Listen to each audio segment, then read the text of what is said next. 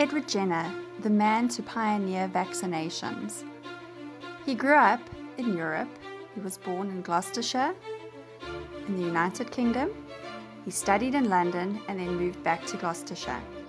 Many plagues and epidemics in Europe at that time included the bubonic plague,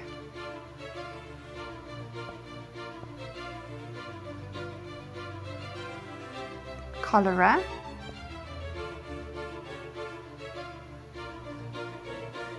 and typhus.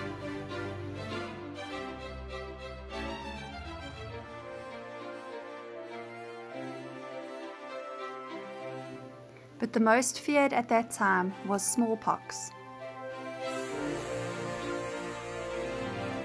As a medical student, Jenner heard from the milkmaids that they would not get smallpox because they had had cowpox, which is a different strain of the virus that causes smallpox.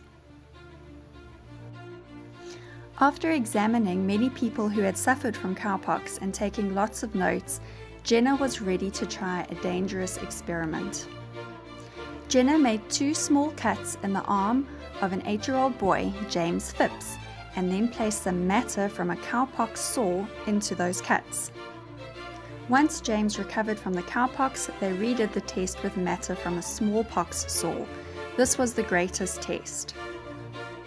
Days passed and James did not show any signs of smallpox. Jenner's experiment had been successful. The word vaccine comes from the Latin word vacca for cow. 2 years later, Jenner published a book on how smallpox could be prevented by vaccination. It took several years before his methods were accepted, but eventually honor was showered upon him and he became the physician to the king and the queen. In spite of his success, he remained a modest, humble and generous man, using much of his money for others, and he ended his days working quietly as a country doctor.